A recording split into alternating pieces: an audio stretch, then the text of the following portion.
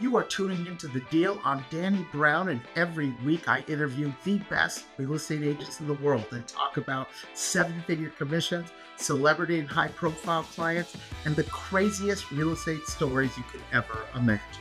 Enjoy this week's episode.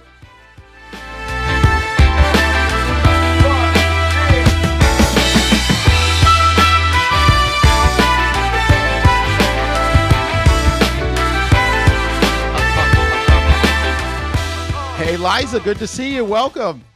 Thank you, Danny. I appreciate it so much. I'm so excited to be here with you. Yeah, I'm thrilled to get to know a little bit about Charlotte, North Carolina in the South. I know you're dealing with a big storm right now. What's going on in Charlotte right as we speak? And are you safe? Do we need a shelter in place or what? Yeah, I mean, obviously, moving here from Miami, I'm used to hurricanes and tropical storms. But we do have Helene. She's definitely visiting and on her way and dumping a ton of rain. And for some reason, these Southerners just don't know what to do in the rain. They clear out the milk and bread, and it's kind of wild, but we're getting through it. But you know, the real estate world doesn't shut down. Apparently, No. there's tornadoes that were spiraling around downtown Charlotte today, and I was in meetings, and I'm like, oh, well, where are they? Oh my God. So when people are showing houses and doing deals and it's storming everywhere. Oh yeah, I was meeting with inspectors and GCs and you name it. It doesn't shut down. So a little backstory, you're in Charlotte, North Carolina, top broker in that market. That market has exploded and has become, it's become a really high-end luxury market, and we'll get into that. But you also mentioned Miami, which, I know you lived there as well before, but even further back, the Steel Curtain. You're from Pittsburgh? Yeah. You're the Steel Curtain fan of Pittsburgh? Well, my good buddy is James Ferrier, who I hope is going to get in the Hall of Fame. He just was put up for the Hall of Fame. So we have the Pittsburgh Steelers in common, although I was never a Steelers fan. They always beat up on the Rams back when I was little in the 70s and 80s. But so you were from Pittsburgh. Why don't we start with the beginning? You grew up where? In Pittsburgh, and how you got to Miami, and then how you got into real estate, and we'll start there. Absolutely. Yep. A little bit of back history on me. So I grew up in Pittsburgh, very proud of it. I feel like growing up somewhere like that really instills an amazing work ethic in you. I mean, hey, it's gray there all the time. So the only thing you can do is work. Nothing else to do. Yeah. But I knew I was a big town, big city girl. So I think my senior year, I got voted number one that I was going to move to a big city. Everyone knew you were gone. You were out. I was out. So, always wanted to be a dentist. Crazy thing. Like, who grows up going, hey, I want to look in people's mouths the rest of my life. That's a good career. It is. It's a great career. But I decided to make a U-turn, and coincidentally, I went to FIDM for interior design out in San Diego and took some classes in your neck of the woods. Well, did you ever start dental school or no? No, I didn't. I did a total flipperoo, and my Italian mother was like, you better get your shit together in 24 hours and figure out where you're going. So you went from dental school to FIDM to design. Yeah, it was a big change for me being a small town girl from outside of Pittsburgh coming out to California. I look back on that now and I'm like, was I out of my brain cells? I drove all the way across the country in a moving truck with my car on the back. By yourself? With a friend. But literally by the time we got to Utah, I think I was hallucinating and thinking things were like flying in front of the moving truck. It was bad. And by the way, you were hallucinating in Utah, just FYI. Probably. Could have been something in the water that I drank. I don't know. But, all right. So you go west. You start your life over there. Yeah.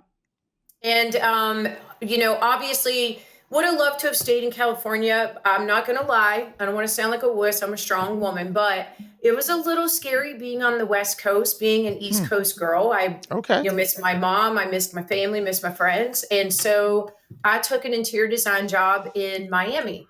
And my ventures took me from the West Coast to the East Coast.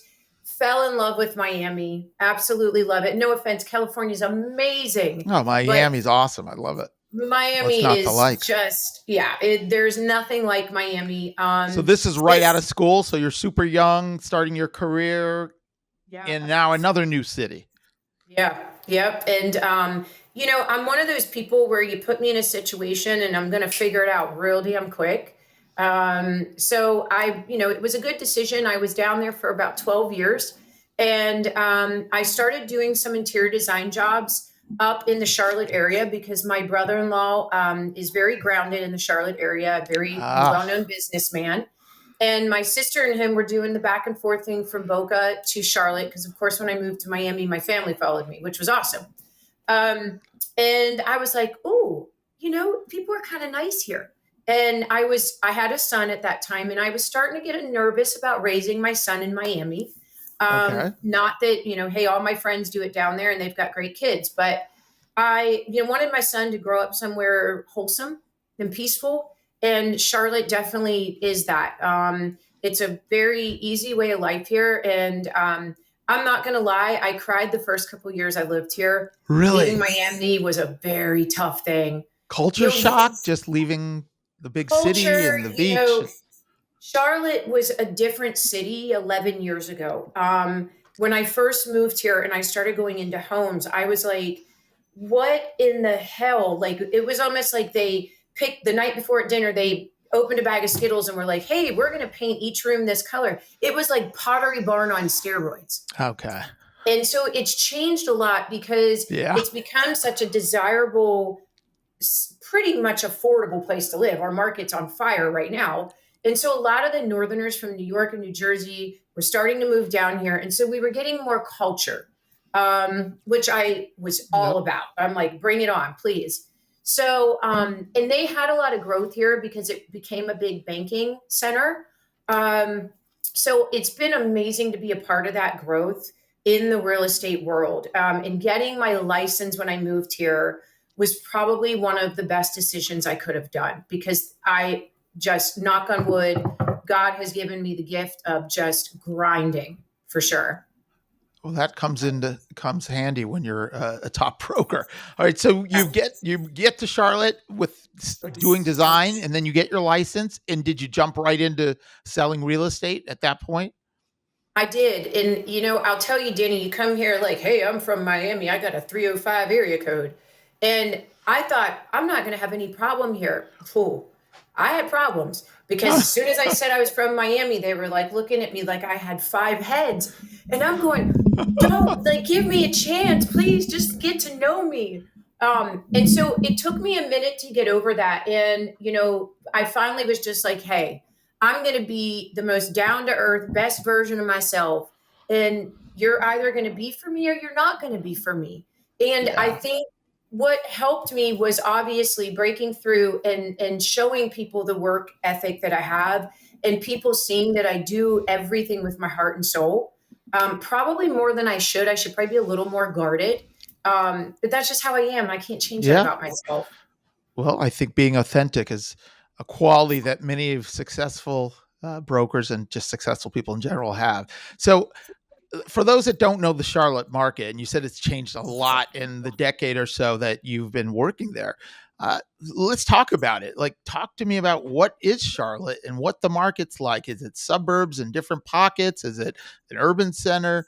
I'm sure it's a lot of different things, and I'll let you take the stage and sort of give us the Charlotte 101 education, where what the price points are for typical homes, family homes, what the high end's like, et cetera. Yep. So obviously, we're never going to be really, fully Miami or LA market. But You're getting when I first, close. we are getting close. When I first got into real estate, our luxury buyer was like 2.5 million. And if you Yeah. sold a $2.5 3 million house, like you were really doing something. That would have And been a big house and a big piece of land, right? Yes, yeah, it was a big house, and we've got some beautiful neighborhoods, that are kind of old Charlotte money that are very desirable zip codes. And so over time, a lot of people, like I said, started evolving down here from up north because they wanted to come and get what we call the McMansion.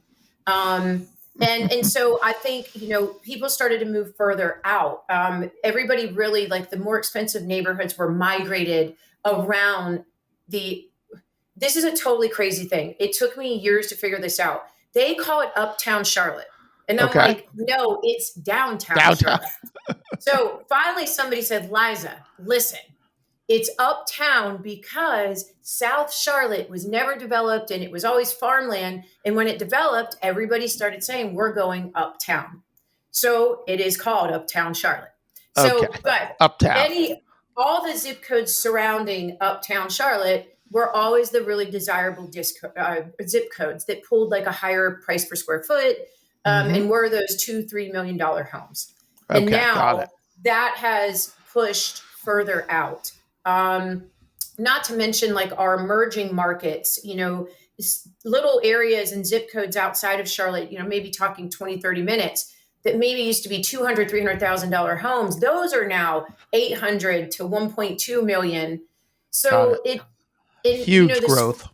Huge growth. The school systems are great here. We've got, a ton of really high ranked private schools. As I said, the banking system is big here and big business. The property taxes are extremely affordable here. When I work with people from New York or out of state, they'll go, how much is the property tax? And I'm like, oh, it's, $8,300 a year or whatever, 12,000 a year. And they're like, wait a minute, is that a month? I'm like, no, that's for the year. So I think because of the affordability to live here, because of all of that, it's become desirable. I mean, as you guys know, you watch the news, all the agents they're watching the news. Charlotte is always ranked in the top 4 places to move.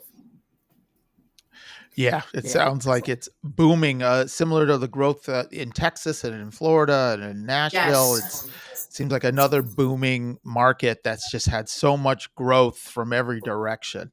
So when it sounds like you're saying there's the core of Charlotte and there's some old Charlotte neighborhoods that were always high end. Those are now, how much is the high end now at Charlotte? Let's start with like the most expensive properties, and what do those look like in terms of how big and what type of land and what neighborhood? Yes. So we have 2 lakes in our area. One is Lake Norman, one is Lake Wiley. Lake Norman is more the creme de la creme. Yes, Lake Norman. I've heard that many times. Yes. Now, prior to the market crashing in Charlotte, these builders started building, I'm talking massive, big 10,000, 12,000 square foot homes all around Lake Norman.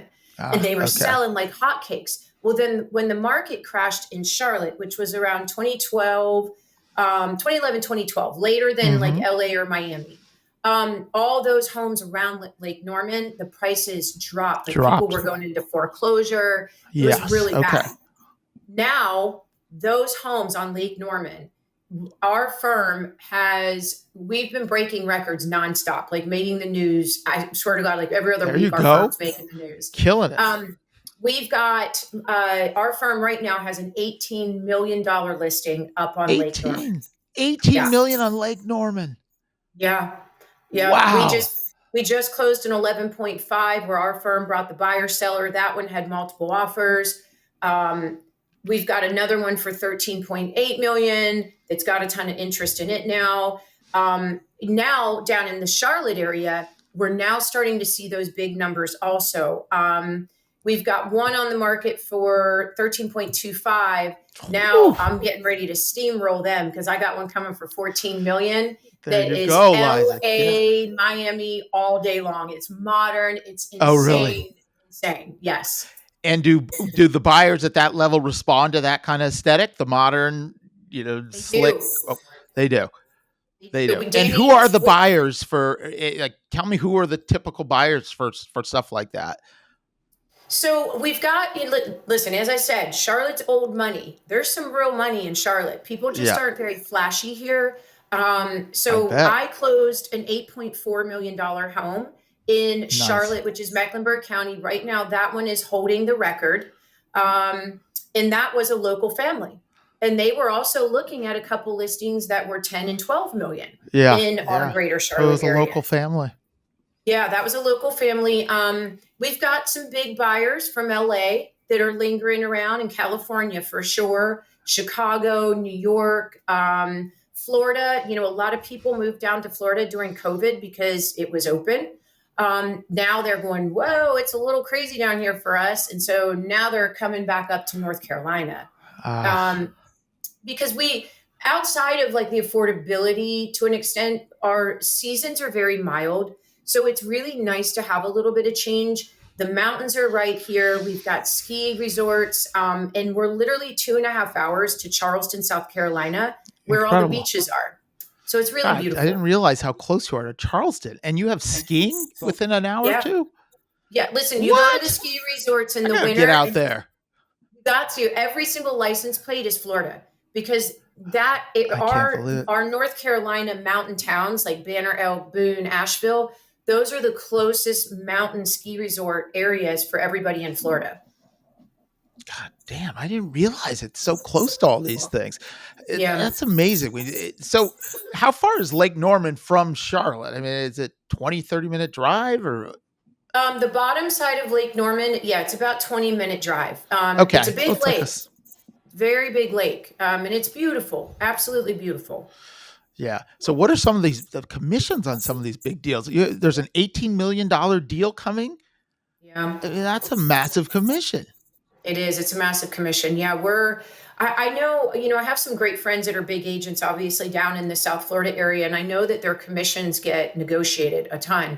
But, they're obviously selling like 40, 50, Yeah, $75 like million here. homes, like, Yeah. yeah, like LA. But, a bigger house like that's probably riding somewhere around like a 2.5 to 2% on each Yeah. side. Yeah. Yeah. We're obviously navigating all this NAR stuff that Yeah. please We don't all even let me go down that rabbit hole. But anyway, So it sounds like it's about $1 million commission plus or minus if you get both sides. I mean, that is massive. I had no idea that Charlotte was playing at that level. I knew the market had exploded over the last 5, 6 years. Are there athletes buying there and living there? coincidentally, yes. So we've got an NFL team, the Carolina Panthers. Yeah. We won't talk about them right now, but we did just win a game. We finally won a game. You got a dub. You got a dub. Yeah. We've got the Charlotte Hornets. That's our NBA team. We've got Yeah. a great AHL hockey team that I'm a huge fan of. So it's a big sports town. It is. It's a big sports town. Obviously, college football, huge. And now we also have a soccer team. So the soccer has become huge in our area. But we're finding a lot of athletes that are retiring to Charlotte. Got it. So that's been very interesting because they are coming in as 6, 7, 8, 9, 10, $12 million buyers. Yeah. Who are some of these people? Can you discuss who they are? I don't want to name names. I don't want to get anyone in trouble. I know. I try not to be like that. No worries. I don't want to get anyone into trouble. So talk to me about what goes down in Charlotte. You think of Charlotte, you're like, oh, it's like, kind of a nice, sweet Southern town, but I bet there's some crazy stuff that goes on there in real estate.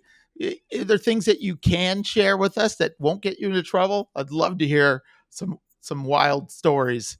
Yeah, we, obviously Charlotte is also known as NASCAR. So, we do, all the NASCAR drivers live in Charlotte or all around Lake Norman and, these big, beautiful $10 million plus homes with helicopter pads and you name it. So that brings another flavor to Charlotte. As far as a crazy market, I mean, it's definitely, you've got some agents here that are, they are born and bred. They're country club people, and so they definitely want to own their clients, and they don't like when anybody starts talking to their clients.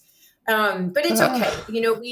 We all work as a team, and I just tell everybody, hey, we're all trying to get to the same goal. Just you got to have respect for each other because you always end up meeting that person again at some point. So many times you always got to have good relationships. The brokers are. So I would say, though, to say the craziest thing, probably the craziest things that have happened to me in real estate here with my listings. Also, I had this listing that was on 110 acres, and this guy was a single guy. I knew he liked to have a good time, but I had no clue to what extent of a good time this guy liked to have. And so I took this listing. I'm like, oh my God, this house is beautiful. Well, guess what? He started having his parties. Party animal. Yes, party animal. So I can't tell you how many people I had to chase out of this home at 12 o'clock in the afternoon. How many condoms I picked up. How many dildos I picked up. Oh man, this guy parties. How many costumes I picked up. Whoa. And then he had a zebra and a donkey. Okay. What? So this guy's getting after it. It's like Mike Tyson's living there. It was wild. I mean, everybody would call me and go, Liza, how the hell are you ever going to get that house sold? I didn't know all of his neighbors hated him. I had no clue. So long story short, we're showing the house one day to a retired basketball player and his wife. And the donkey and the zebra decide they're going to make love to each other while we're standing at the fence. It was just wild. It was wild. But you know what? I got that damn house sold. Whoop, whoop. Got it sold. I got that house sold. The neighbors are probably thrilled that guy's gone. Oh my God. They were calling me, thanking me. Do you know I now am on my third listing that I got out in that area where he lived? And you know what? I deserved this shit. The blood, sweat, and tears. I had to clean vomit out of kitchen sinks. Disgusting. I mean, it was Animal It was house. Wild. It was the animal house. That is hilarious. Where did the guy go? Did he get out of Charlotte? Or is he messing up another neighborhood now? You'll never believe where he went. He went to South Florida. Oh, perfect. Sounds like the perfect place for that guy. I know. Go to Club 11. Hey, as they say in Charlotte, bless his heart. To each their own. A guy likes to party. He's a rock star. Yeah, listen, he was a nice guy, and you know, listen, I appreciate the business, and I got the job done, and that's what I was supposed to do. You got it done. I love it. Well, any other fun stories? I'd love to hear you being a city girl and, you know, having this big presence. What happens when you come into contact with the old Southern charm, the old ladies and guy? Like, what is that like for you? Oh, yeah. Well, you know, it's tough. I'm not going to lie, but I can't change who I am. You know, I'm an extremely down to earth person that, like I said, I do everything with my heart and soul. I treat everybody with respect. I don't care who has what, who they are, what they've done, this, that, and the other. I really don't care. My $300,000 person gets the same respect that my $14 million seller's getting. Love that. And it was a big hurdle, and I've jumped it. You know, I've now earned the respect of my peers and everybody in this business. You know, the amount of doctors and local CEOs and NASCAR drivers and hockey team owners and, you know, athletes and stuff I've worked with is such an honor. I mean, I literally will think about it sometimes, like when I'm going to bed, and I start crying because I can't believe that I came here feeling defeated, you know, in the first year and a half, 2 years of being here. And to look at where I am now, I'm really happy. I'm proud of myself. Good but for it you. took a lot to get here. Takes a lot of mental toughness and grit and persistence, which, again, qualities that all successful people have. And, you know, I wonder when I hear that, like, what sort of routines do you have? Do you have a morning routine or a fitness routine or mindful, something that keeps you grounded and something that you're able to go to recover and rest? Yeah, I'd love to hear your take on that. Okay, now, Danny, we both know agents don't have routines. And if they do, they're not working hard enough. The best laid plans. Yeah, you know. The flexible schedules that we have, very flexible. Yeah, I know, and everybody thinks that it's so just, you know, like icing on the cake and the cherry. I'm like, no, this business is not that.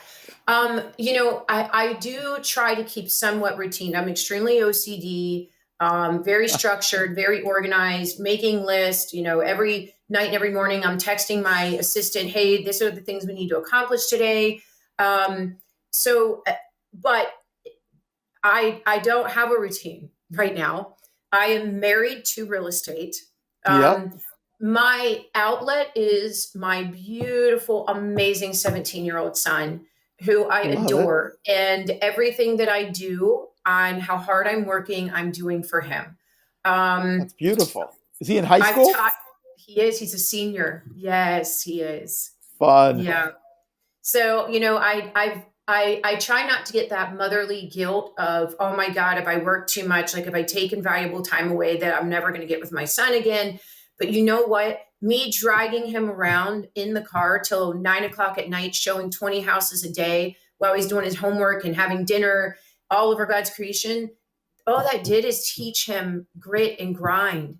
And so it's been a real win-win, but I do try to stay very, very routined. I keep him very structured, and I try to spend as much time with my family, my friends, and giving back to my agents, outside of my personal business and being one of the bigger agents in Charlotte. I also manage a team of 52 agents. So, Oof, it's I a lot have of to give people. heart and soul to them. Yeah, And absolutely. I care about them. I love them. I know everything about them, and I deeply care about them and their well-being and their success also. So I'm not going to lie, that life A tough balance, balance. It's it's a a tough juggle. balance. And Yeah, I I just feel like always all day I'm giving a little bit to everybody, the clients, the this, the that, the kid, the everybody Frenchie in the needs. back. There, I Yeah. saw the dog That's walking my little by. Frenchie. Oh, Yep. Frenchie. Yeah, I mean Yeah. that's a tough thing to balance. And so, how do you rejuvenate and re-energize? Do you travel? Do you take walks? Do you golf? Like, what is? How do you clear your head and recharge when you have all these people that are leaning on you that you're giving, giving, giving, giving, giving? We don't get away for long trips, as you know, in real estate. When the wave is there, you got to ride it. So I do try to get down to Miami as much as possible. My son and I, it's really just, it like awakens my soul when I get to go down there. I feel very rejuvenated and, alive. And then I come back and I'm like, I got all these ideas flowing and Yes, everything. yes. So, that's probably my biggest outlet. I walk my dog a lot, and do fun things with my son. We love to go to sports events and concerts, and big music person. Like I've got music going all the time. But that's probably, Cool. I take my energy and I exert it right back into work, if that makes any sense. So the stress that I may feel, I'm then like, okay, tomorrow I'm going to really kick ass and take names, and I'm going to get, 10 times more done tomorrow. Because every week I try to challenge myself to be better and busier than the week before. And every month, and every year I double what I did as a sales volume from the year before. And knock on wood, I'm on that path. I'm on the track, and that's what I've been Incredible. doing. I mean, you sound super competitive. Have you Thank always you. been competitive? Or you grow up being competitive? I did. I played a lot of sports growing up. What did you play? I played basketball. I played softball. I was a Okay. catcher. Craziest thing. Nice. People are like, there's Catcher. no You way look you just were like a a catcher. catcher. I know. My daughter's Um, playing catcher in softball, but so, it's fun. oh, good for her. Hey, you have to Yeah, have a really good arm to be a catcher. So she must have a that's really good right. arm. You got to be And tough too. You take your lumps. I was the typical, cheerleader, all that fun stuff. So I definitely was a little tomboy for sure, but always just have Nice. been, a ball of energy. And I just really compete with myself. I don't like to compete with or compare to other people at all. Got it. So you're competing with yourself, trying to improve it, trying to get better every day. It sounds like you're pushing, pushing, pushing. Yes. So Yep. let me talk to you now from the brokerage standpoint with your team of 50 plus people. What do you see as patterns of success or mindsets for success? I mean, you're obviously there's a lot of different personalities, styles. There's no one way to do it right. There's lots of ways, but from where you're sitting and what you've seen from your agents, what do you see as some core themes that keep coming up for the people that are doing well? Yeah. So I think, what I try to instill in agents, and when agents reach out to me all the time, oh my God, Liza, I want to work for you. And they're like, what are you doing? And I'm like, listen, if you come and work for me, I'm going to teach you everything I do, but I can't tell you that what I do is going to work for you, because the way I connect with people may be different than the way you connect with people. I try to instill as much, authenticity in explaining to them that, connectivity is huge in our business, being relatable. Like my clients I have, and, these big CEOs and doctors and, all of them, like they all say to me, Liza, I feel like I could sit and tell you my whole life. And that is the biggest compliment you can get, because I tell my agents, these people are trusting you with one of the biggest decisions they're going to make in their lives outside of getting married, having kids. It's a huge financial thing, and it's very emotional. I mean, Absolutely. I don't know what real estate does to Stakes people. are high. Yes. And I tell them, all my clients, I'm like, you are going to be a freaking lunatic during this time period, but after, we're still going to be really good friends, and you're going to come over to my house and we're going to have drinks and go to dinner, but you're going to be crazy. Because it's like they go crazy. Yeah. It's really wild. But, doing Absolutely. all that and obviously telling them, don't do it to be one and done. You've got to do it and create the relationship. Don't worry about the commission. I don't calculate commissions. I don't even know what the hell I'm making for a commission until the closing disclosure gets sent to me for me to review. I have no clue. I don't care. You got to do it because you want that person, that client, to become your best friend. Because guess what? They're going to be your referral partner. And you want them to refer you a ton more people. Smart. So they've got to feel like you really care about them. They're not just another dollar figure. They're not another number. Put your heart and soul into it. Love that. I mean, that's very smart. It's exactly right. It's a marathon, and these clients, you could do multiple transactions with them, their family, their friends, referrals, on and on. It compounds. And I think that is such a tough lesson for agents to learn, that don't chase the transaction or the commission. Don't chase the close. Just connect. It's a relationship business. Be of service, be super knowledgeable, be the expert, but really you're just trying to connect as humans and be there and support a client any which way you can. And it sounds like you've got that nailed. Yeah. You got to be a walking concierge. And I tell my agents that you need to be the it person. If they need a damn dog walker, they better be texting you saying, hey, Liza, what dog walker in town do you recommend? Mm-hmm. I had a client one time, she texts me at 7:30 in the morning. She says, Liza, you know what? You are right. At the age I'm at, I need to start, really like taking care of myself. Who do you think I should go get a colonoscopy with? And I'm like, I am not thinking about your butt right now. It's 7:30 in the morning. No thanks. And you know what I did? Within 2 minutes, I hit her with the doctor in There town you go. that is really good at getting colonoscopies. There you go. So it's, you got it. They shouldn't be going to anybody else for anything. They really shouldn't. Because you, as an Love agent, that perspective, need to make that transition for them as easy as possible. Yeah, I love that transition. You become a staple in their lives. You become sort of the sun, or one of the suns in the universe, and they're coming to you for all sorts of things. And I think people need to understand that it's long term and add value way after the transaction's done. Like you said, it could be doctors, teachers, tutors, trainers. It could be anything. It doesn't have to be home related. No. It's really, really good sound advice. So talk to me. What do you see coming up in Charlotte moving forward with this market, with prices where they are? Interest rates just came down a tad bit. I don't know if that's been felt or if it's too early to feel anything. But what do you see coming up for the next 6 months to 12 months? Your crystal ball for Charlotte real estate. No, it's funny you say crystal ball. I tell everybody, if I had a crystal ball, I'd be a billionaire. Yeah, all of us would. I know, right? Real estate is obviously very unpredictable. The higher end buyers, I feel like, are very stock market driven. They're not as rate driven. At the end of the day, listen, I feel very blessed to be in the town we're in because, like I said, we are, always in the top 3 most desirable places to move to. We've got 150 people on average moving here daily. That's not going to go away. Like, no matter what happens with the election, may the best person win. The desirability to move to this area is not going anywhere. Our prices have continued to rise, and I don't think that's going to go anywhere. And now these, custom home builders who, thank you, Lord, have become, my clients in Charlotte, they're building even bigger homes, bigger, better. They're going from 6 to 7 million to now building, 14, $16 million homes. Yeah, and that's not going to go anywhere either. Rolling it up. Exactly.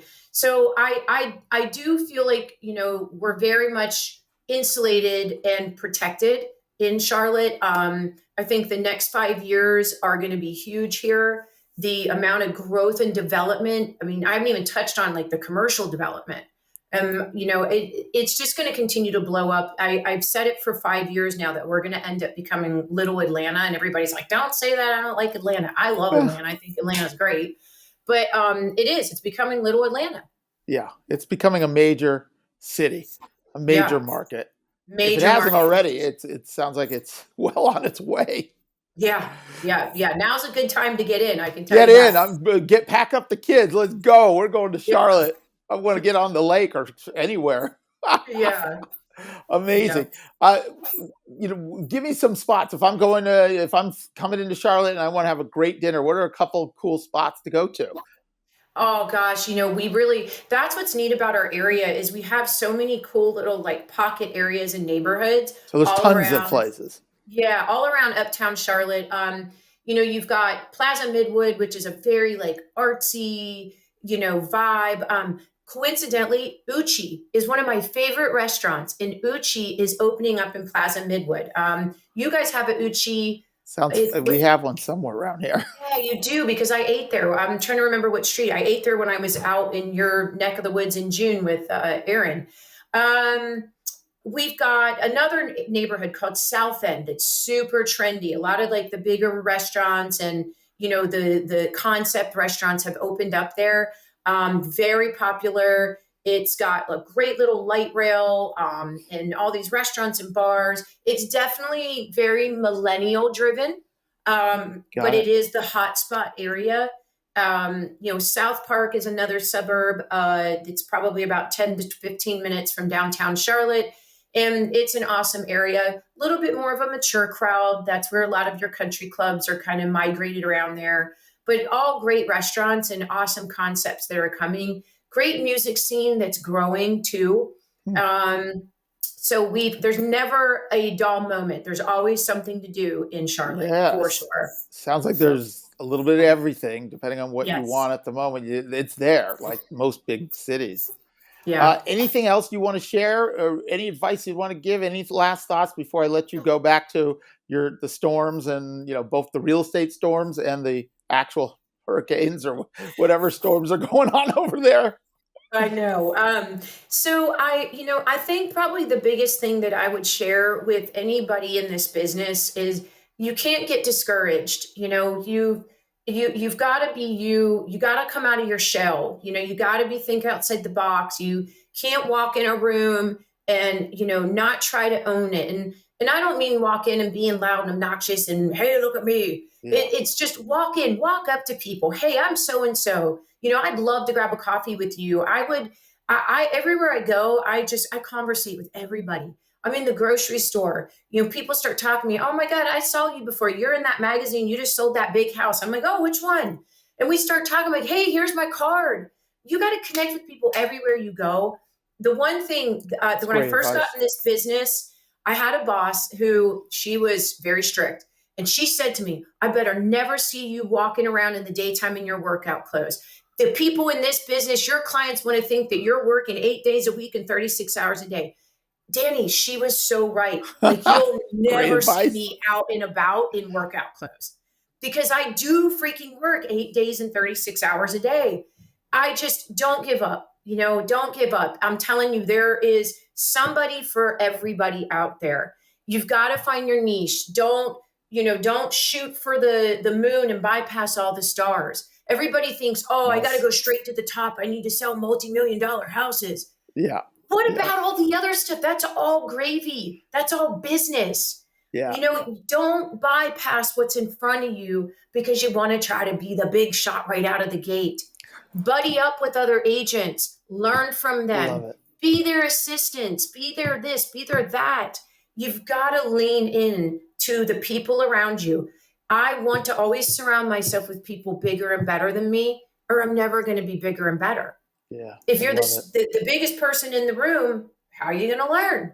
Yeah. How are you So going to grow? Who are you going to learn from? absolutely, and my dear friend who I adore and is my biggest idol, Aaron Kerman. He's, our Christies affiliate Love out Aaron. here. His podcast is launching today. I interviewed him Yeah. a week or two ago. Great guy. And we were talking about how he started in the East Valley with $200,000 homes, Yep. for a long time. It wasn't like, Yes. $2 billion Aaron Kerman, it Yep. took years, decades. And what I love about him is the first time I met him, he was so relatable and told me everything about his life and how he grew up and how he came from nothing, that people want to understand you. Don't act like you don't have shit or skeletons in the closet. Just be real, be authentic. We all have stuff. For sure. We're all So- carrying our skeletons and our baggage and our traumas. We're all humans. And God, there's such good sage wisdom advice from you that to be authentic to yourself, figure out what your niche is. Don't try to be the big shot day one. Take what comes, work hard, have energy, bring your best self. I mean, there's you're writing the manual right here. So I love it. Yeah. I just love it. Yes. It's awesome. Well, I am so glad we got to connect for a little bit. I can't wait to get to Charlotte. I hope my wife doesn't want to move, but maybe she would once she sees. I would love to have you come and work with us, please. Yeah, moving to Charlotte. I mean, it sounds like everyone in California is already heading that way. So it's just a matter of time. We got a lot of California people coming here for sure. It's awesome. Amazing. Well, be careful. Hope everything's safe in the storm. Good to see you, and hopefully we'll catch up soon. Awesome, Danny. Thank you so much, and Likewise. Thank you to everybody that's listening. Thank you for tuning in to this week's episode. If you like what you heard and you love real estate as much as we do, please go to Apple Podcasts and leave us a 5-star review and a comment. That would help our ratings so much. If you want to hear more episodes, you can go to The Deal with Danny Brown on YouTube or Apple Podcasts, Stitcher, Spotify, Amazon, or anywhere else you consume your podcasts.